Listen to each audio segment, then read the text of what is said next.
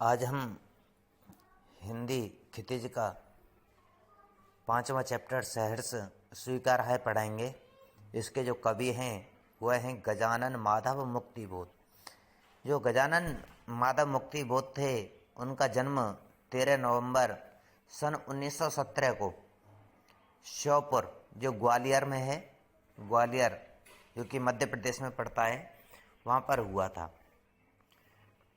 जो गजानन माधव मुक्तिबोध थे वो प्रगतिवादी कवि के बड़े ही उत्कृष्ट कवि के रूप में उनको माना जाता है।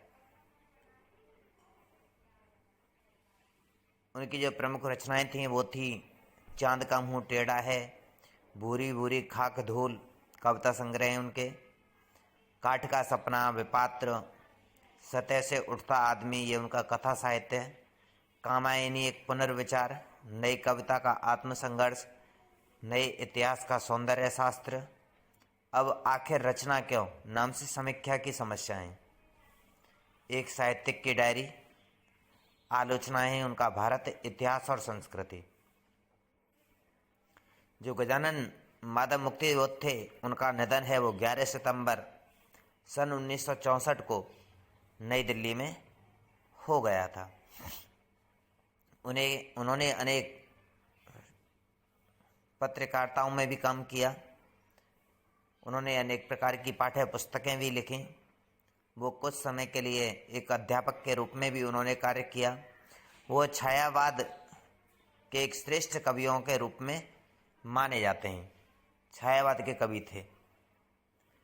उनकी जो कविताएं हैं उनमें एक भावनात्मक और विचारात्मक की एक अटूट ऊर्जा प्राप्त होती है।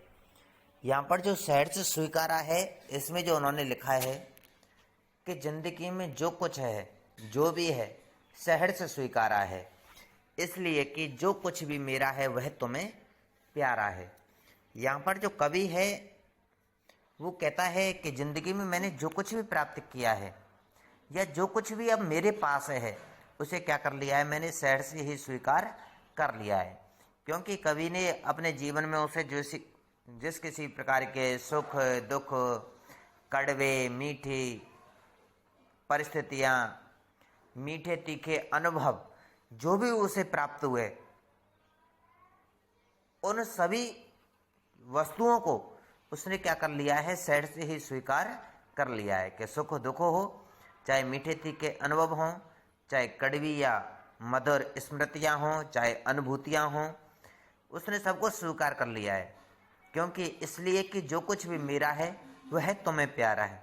वो इसलिए उसने क्यों प्राप्त किया, क्योंकि उसके स्वीकार करने का कारण ये था कि उसके जो प्रिया को, उसकी प्रियतमा या प्रेमिका थी, उसे क्या था, उसे जो कुछ भी पसंद था वो कवि ने क्या कर लिया, सहर्ष से ही स्वीकार कर लिया। इसलिए तो वो ऐसा कह रहा है कि इसलिए कि जो कुछ भी मेरा है वह तुम्हें प्यारा है, कि जो कुछ भी मेरे पास है, सुख दुख, कटवी मीठी अनुभूतियाँ, मीठे तीखे अनुभव, ये सभी जो भी तुम्हें पसंद था, जो भी तुम्हें प्यारा था, उसे क्या कर लिया, मैंने सहर्ष से स्वीकार कर लिया है।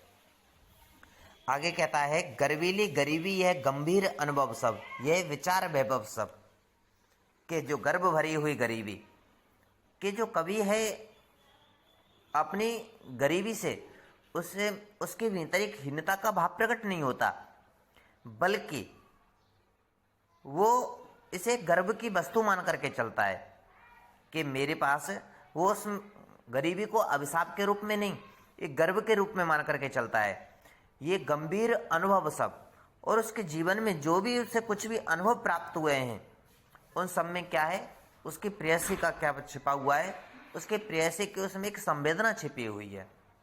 यह विचार वैभव सब, कि उसके विचार हैं, वैभव, धन संपदा आदि जो कुछ भी है, जो उसकी प्रियतमा को पसंद है, तो उसने ये क्या किया है, सब कुछ अपने आप में स्वीकार कर लिया है।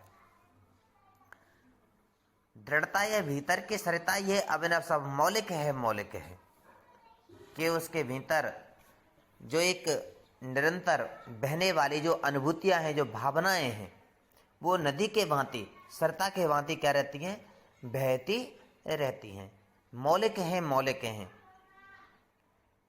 कि जो नदी होती है उसमें क्या होता रहता है, परिवर्तन होता रहता है, लेकिन जो कवि है वो ये मान करके चलता है कि ये गतिशीलता और कोमलता का ही प्रमाण है। इसलिए सब क्या है, ये मौलिक हैं। इसलिए कि पल पल में जो कुछ भी जागृत है अपलक है, संवेदन तुम्हारा है।